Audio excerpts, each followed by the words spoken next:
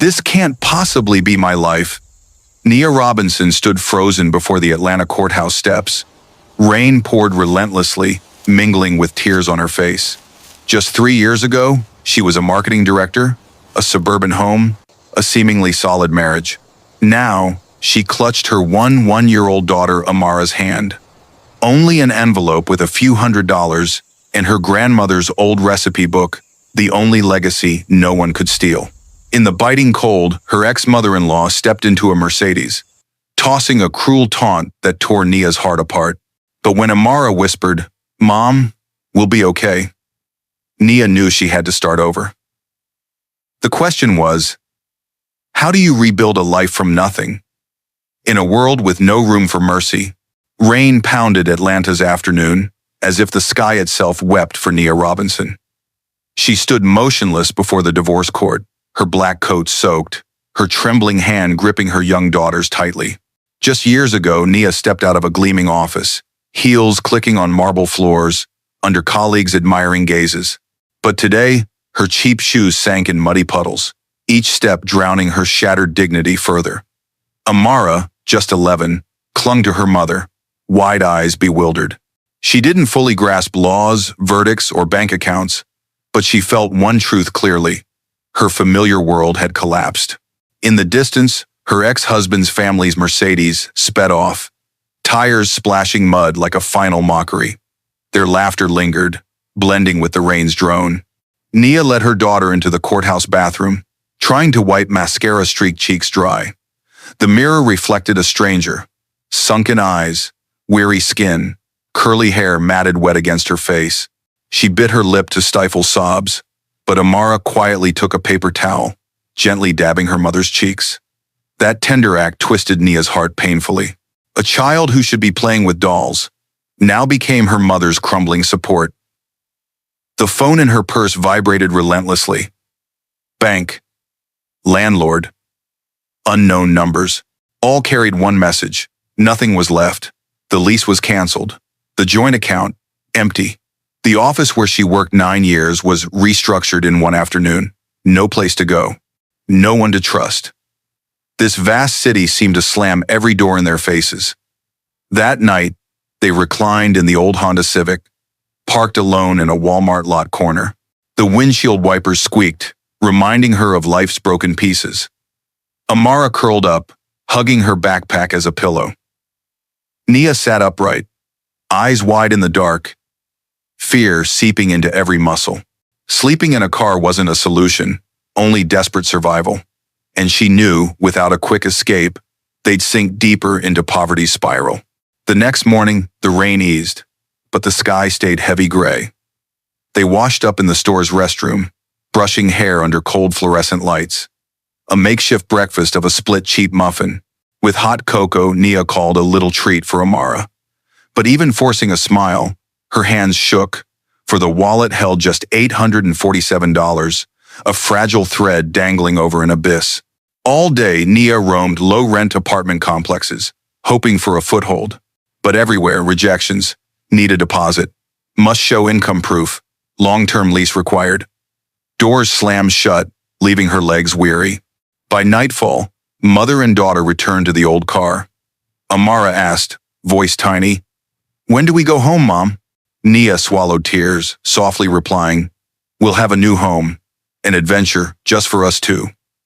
On the third night, as Amara slept, Nia scrolled her phone, aimless in despair. Craigslist, random listings. Most were rooms far beyond their means. But then, a line caught her eye. Old school bus, $3,200, needs repairs, perfect for a renovation project. Nia paused. A bus?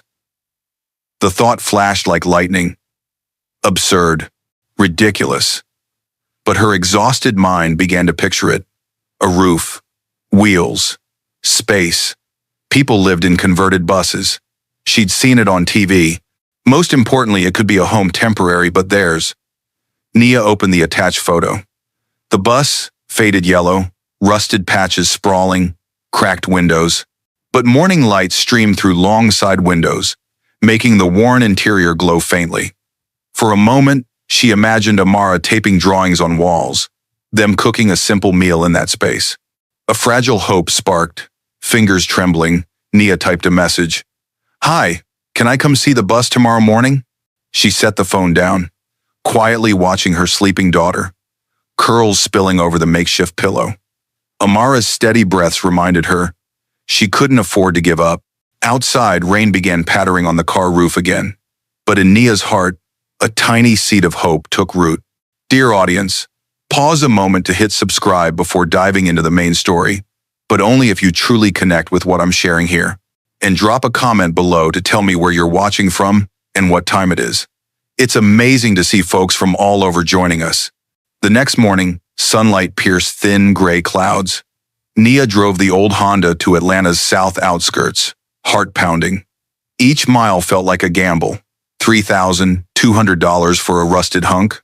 Was this her boldest decision or her only lifeline? The bus appeared behind a sagging wooden fence, alone in waist-high weeds. Its yellow paint faded to dirty gray. Rust scars sprawling like stitches. Many windows cracked. The front folding doors stuck like a weary arm. But as Nia stepped out, Amara's eyes lit up strangely. The girl ran along the bus's side, fingers tracing its dented shell. "It's like a giant dinosaur, Mom." Nia forced a smile. This dinosaur was all they could afford. The owner, an old white man in a wrinkled tee, lit a cigarette and shrugged. "It doesn't run anymore. Engine's shot. But if you want it for storage, or whatever, it's yours." He offered rusted keys, as if shedding a burden. Nia stepped inside. A musty mix of old metal and mold hit her, choking her breath. Seats stood in rows, torn fabric exposing frayed yellow foam. The ceiling bore water stains, paint peeling in large flakes. But along both sides, long windows let in light, warming the grim space faintly. For a moment, Nia closed her eyes, imagining. Seats removed, replaced by an old mattress, a corner with a small gas stove, windows draped with floral curtains, Amara studying under string lights along the ceiling. No longer a junk heap, but a mobile home. Shabby but shielding them from rain and Sunday. When the owner repeated, "You taking it?" Nia took a deep breath, nodded. The electronic transfer drained nearly all her remaining funds. In seconds, she stepped into a new life. Uncertain, impoverished, but at least with a place to call home. That first night, mother and daughter spread an old blanket on the bus floor, curling up amid metal smells and rain leaking through ceiling cracks. Crickets chirped in the surrounding weeds, blending with the city's distant hum. Amara whispered, "Our home. It's way bigger than the car, right, Mom?" Nia gave a soft laugh, pulling her daughter close. That innocent remark soothed like medicine. In the days that followed, they began crude renovations. With no money for professionals, Nia dismantled seats herself, using a second-hand saw from a thrift store. Hands blistered, back ached, but each removed seat opened a sliver of freedom. Amara taped colored paper over cracked windows, turning them into patterns. Childish scribbled drawings slowly transformed the rotting space into a humble, soulful haven. One evening, while sorting through salvaged cardboard boxes, Nia found Grandma Laverne's recipe book. Its cloth cover faded, edges curled, yellowed pages smelling of old flour. She trembled, flipping through. Cornbread, banana pudding, cinnamon rolls. Grandma's shaky handwriting mixed with notes. "Make it with your whole heart. Bread isn't just food, it lifts the soul." Nia sat still, fingers tracing the old script, eyes blurring. She saw Grandma, short, sturdy, calloused hands kneading dough in a tiny Baptist church kitchen. She'd fed a family through the hardest years with fragrant cornbread. Now, at her own rock bottom, Nia held this book like a small guiding light. That night, in the bus, Nia pulled out leftover flour and sugar. She set a mini oven on a cardboard box, firing it up in the damp space. Amara watched eagerly as red flames glowed, the scent of rising dough seeping into every crevice. When the small cornbread emerged, hot and golden, Nia cut it in half, handing one to her daughter. Amara took a bite, eyes shining. "Tastes just like Grandma's, Mom." In that moment, in the rusted bus, Amid the southern night, mother and daughter felt they truly had a home, not because of walls, but because of the sweet scent of hope. All right, dear audience, if you're watching and finding this story compelling, comment 1 or I'm still here to keep listening. One rainy evening, as Nia finished her first cornbread batch in the bus, a metallic knock startled her. She froze, shielding Amara behind her. Outside, under dim streetlight, stood an older black man, short white hair, in a dark wool coat. "Sorry to bother you," he said in a low, warm voice. "I live in the apartment across this lot. The smell of your bread drifted to my window. It reminded me of old kitchens." Nia stayed wary. Used to pitying or judgmental stares, she braced for a scolding or a threat to call police. But instead, he smiled. "Is that cornbread?" Nia hesitated, then nodded. He scratched his head, continued, "I'm Elijah Brooks. Used to be a pastry chef at Peachtree Hotel. Retired now, hands not as quick. But that smell, I couldn't resist." Amara peeked out, shyly asking, "Want to try some, sir?" Nia had never seen her daughter so bold. Elijah chuckled warmly. "If it's no trouble." Nia cut a small slice, placed it on a paper plate. Elijah took a bite, closed his eyes. His face softened, as if reclaiming a distant memory. "That's it. Tastes like my grandma's in Alabama." "Girl, you've got hands that tell stories through dough." Nia blushed. "I just followed my grandma's recipe. I'm no real baker." Elijah shook his head. "A baker isn't about degrees. It's in how your hands and heart shape the dough. And I see both in you." The next day, Elijah returned. This time, he brought a bag of flour, a 30-year-old sourdough starter jar, and old kitchen gloves. "If you'll allow, let's try making sourdough. This is my starter, freedom. It's lived through decades, through my life's ups and downs. Now I want to pass it to someone who'll keep it alive." Nia was stunned. Partly for its practical value, aged starter was a treasure, but more for the trust he placed in her.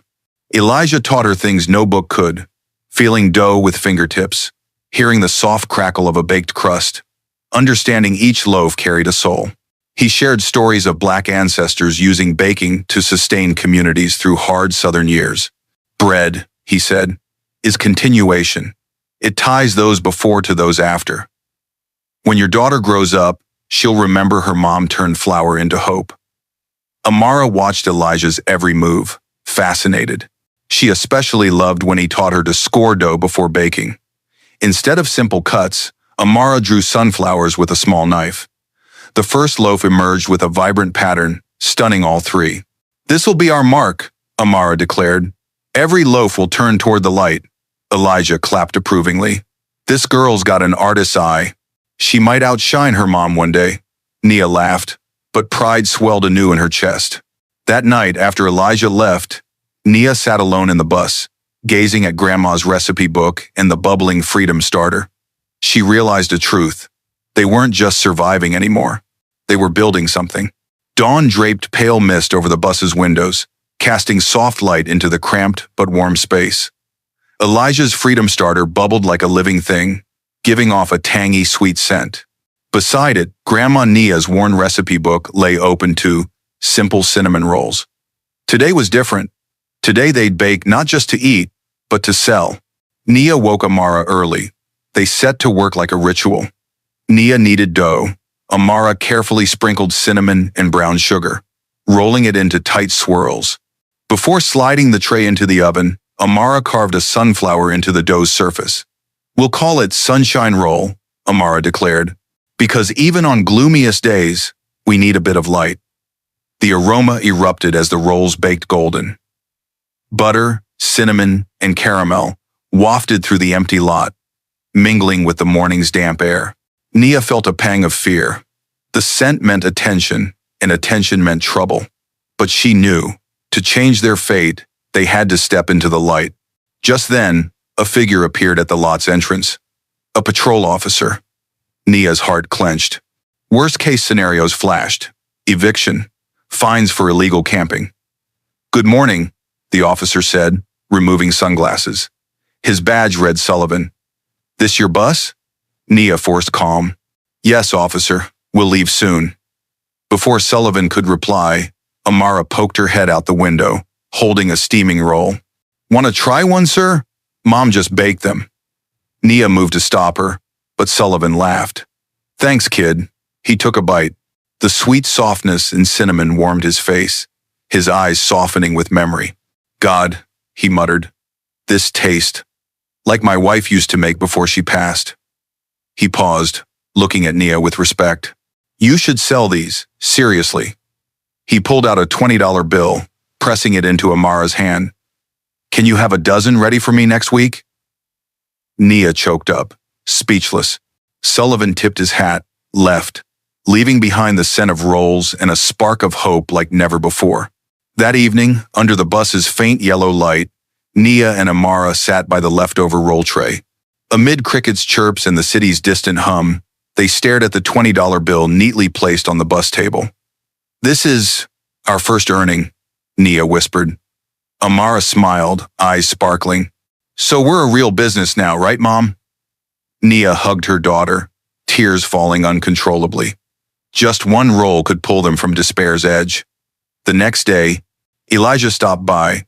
Hearing about Sullivan, he nodded. See, bread doesn't just feed stomachs, it feeds memories. Once memories awaken, people return, bringing friends. So get ready, your first customer won't be your last. He helped them calculate ingredients, taught backup starter preservation, and showed how even an old bus could be a mobile shop with smart planning. It's not about space, it's about the story you tell through flavor, Elijah stressed. A week later, Sullivan returned as promised. This time, not alone, 3 colleagues and 2 firefighters followed. Each wanted a box of sunshine rolls. In under an hour, the entire batch sold out. Small bills stacked in a metal box, Amara jokingly called their family bank. For the first time since losing everything, Nia felt her heart beat with hope, not fear. Within a month, the faded yellow bus, once a symbol of downfall, became a local talking point.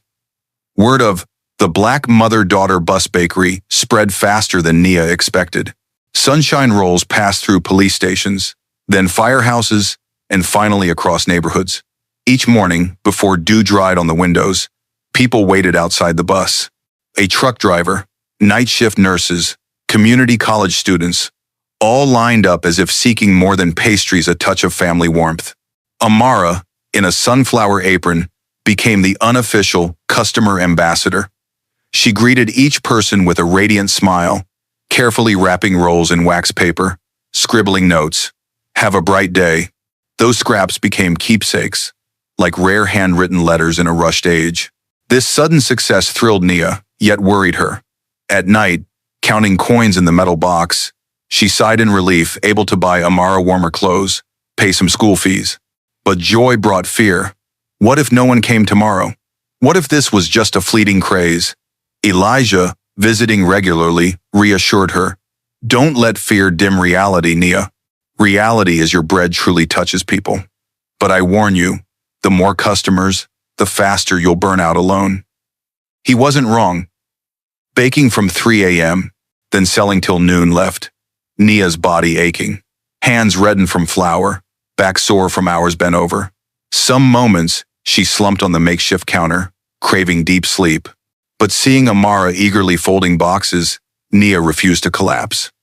One morning, while serving, Nia overheard customer whispers. A middle-aged woman pointed, murmuring, "Delicious, sure, but no permits at all. I heard Sweet Magnolia Bakery on Main's complaining about losing customers." Nia shivered.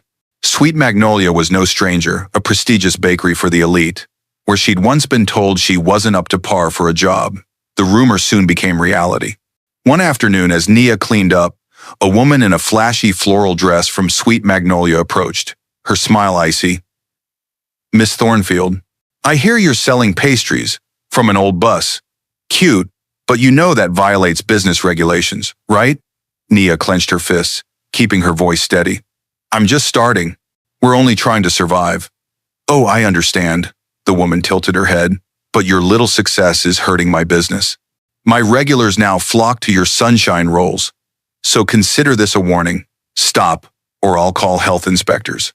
She walked away, leaving a sharp perfume scent like piercing thorns. That night, in the bus, Nia sat watching Amara sleep. Hot tears streamed down her cheeks. Could they take it all again? The tiny things she and her daughter built with their hands? Elijah, hearing the story, smiled calmly. They only threaten when they see real strength in you. Don't forget, your power isn't in permits or storefronts. It's in your story and flavors. But I agree. It's time to think about legality and sustainability. The next day, as if to clear the gloom, Amara brought a surprise. She held up a crayon-drawn paper, a round logo with a sunflower. Bold, childish text. Rosalie's Rolling Bakery. Mom, if they have shops, we have a bus. That's our brand. No one can take our story. Nia hugged her tight. In that moment, she understood they weren't just baking to survive, but to claim their existence and dignity. Dear audience, are you still here? Take a moment to relax, maybe grab a glass of water, then keep listening to this gripping story. Comment 1 if you find it compelling. Don't forget to hit subscribe. Fall arrived. Trees blazed red around the lot where the yellow bus rested. Customers grew daily, morning lines buzzing the neighborhood. Local papers covered the story. Even a small TV channel filmed scenes. To many, Rosalie's Rolling Bakery wasn't just a bakery, but a symbol of hope, proof you could rise from ruins. But behind the glow, Nia's body sounded alarms. Nights up until 2 or 3 a.m., kneading, baking. Then early mornings selling left her drained. Hands cracked, joints ached. One morning while packing rolls, Nia fainted before Amara's eyes. Elijah rushed over, holding her. After minutes, Nia stirred, forcing a smile. But Amara's tearful eyes brimmed with fear. Mom, if you keep going like this. The sentence hung, but Nia knew. Her child feared losing her only anchor. Before she could recover, an official letter arrived. A notice from the city's health department. It demanded Nia halt operations for failing hygiene and licensing standards. The blow struck her heart. In the bus, clutching the trembling letter, she felt the sky collapse again. Elijah placed a hand on her shoulder. I told you, the bigger the success, the bigger the storms. But don't forget, you're not alone. If this community wants you here, they'll speak up. And they did. Days later, something astonishing happened. News of Nia's forced closure spread online. A video by Tasha Green, a black food blogger, showing her buying a sunshine roll, taking a bite, and crying over its grandma's hug flavor, went viral with millions of views. Tasha rallied. We can't let Rosalie's Rolling Bakery vanish. This isn't just bread, it's legacy. Support surged. Locals signed petitions, shared the story widely. Hundreds gathered around the bus, refusing to let it fade quietly. Amid this, the past returned, not with support. One morning, Nia saw a familiar face step from a luxury car, her ex-mother-in-law, who'd mocked her on that rainy courthouse day. Quite a surprise, her voice cut coldly. From marketing director to street baker. But I must admit, you've got the city talking. Nia gripped her hands, swallowing rising humiliation. The woman continued. Listen, I have a proposition. Our family restaurant is struggling. If you partner, use your recipes under our brand, I'll handle permits and facilities. You and your daughter could leave this bus life instantly. Part of Nia trembled. The offer was dangerously tempting. Safety, legitimacy, escape from uncertainty. But deep down, she knew it meant surrendering her story and soul. Nia lifted her head, meeting the woman's eyes. Her voice was low but firm. Rosalie's belongs to no one but me and my daughter. If I must start from zero again, I'll keep it. The ex-mother-in-law smirked, left, her perfume lingering with bitter aftertaste. That night, Nia held Amara on the bus steps. Fall winds slipped through door cracks, but their hearts burned warm. Amara whispered, Mom, I don't want anyone taking Rosalie's. This is our dream. Nia nodded softly. Then we'll keep it, at all costs. Brooklyn's sounds differed from Atlanta's rushing rhythms, honking cars, voices blending every region, and the rich scent of a city that never sleeps. In that scene, Rosalie's Rolling Bakery debuted anew. No longer a rusted bus in an empty lot, but a small shop with red brick front, a simple wooden sign carved with a golden sunflower. On opening day, lines stretched around the block. Some were Atlanta regulars, driving hours to witness this moment. Others knew Rosalie's from viral videos, drawn by the story of a woman and daughter starting from nothing. Local TV broadcast live, calling it the Bakery of Revival Flavors. Inside, the space was simple, yet warm. Walls hung with photos of Grandma Laverne in her old kitchen, beside a frame of Elijah, smiling, his aged hands on a sourdough loaf. At the center, in a small glass case, the worn recipe book sat proudly, open to Sunshine Roll, where the turnaround began. Amara, now 12, wore a crisp white apron, stepping out with a tray of steaming rolls. Customers cheered as if greeting a star. She blushed, but her eyes shone with unmatched pride. Nia stood behind the counter, calloused hands trembling with emotion. She recalled rainy nights drenched in the Honda, days struggling in the rusted bus, moments nearly crushed by life's weight. They played like a slow-motion reel, culminating in this moment. As the first customer, an elderly woman with a cane, stepped up, Nia handed her a sunshine roll box. The woman took a bite, then softly cried, "This taste takes me back to my church, where my mom baked to feed our family." The crowd hushed for seconds, then erupted in applause. Word spread faster than ever. Days following, Rosalie's drew steady crowds, catching eyes of chefs, food critics, even Food Network. But for Nia, the greatest reward wasn't fame. It was Amara's eyes as she did homework at the shop's small table. No longer in a bus's dark, she knew her daughter finally had a true home.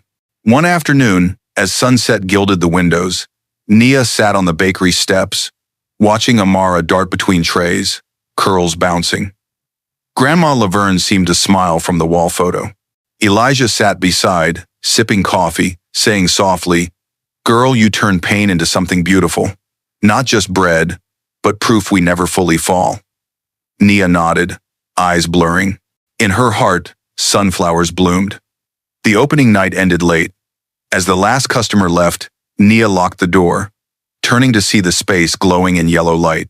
She whispered to Amara, "We did it, baby girl. From a broken-down bus to this." Amara hugged her tight, eyes blazing with radiant light. "Mom, this is just the start. One day, Rosalie's will be everywhere, and each one will have a sunflower welcoming everyone." Nia laughed through tears. Yes, this was only the beginning. From a rusted bus in an empty Atlanta lot, Nia and Amara built a bakery shining bright in Brooklyn. But this story isn't just about bread or cornbread. It's proof that, even when you lose everything home, dignity, faith, there's one thing no one can take: the resolve to rise and love those beside you. Rosalie's Rolling Bakery's journey reminds us that new beginnings don't come from perfect plans, but from a bold, even crazy choice, like buying an old bus. And in that boldness, magic starts. But is the journey truly over here? Brooklyn's streets are just the start. What future awaits Rosalie's as it grows, facing bigger challenges in business and family bonds? If you believe in the power of new starts, leave a comment below. Where did you have to begin again, and what helped you stand? Don't forget to share this video so Nia and Amara's story can inspire more. And if you want to know what's next for Rosalie's, hit subscribe. Part 2 is coming soon.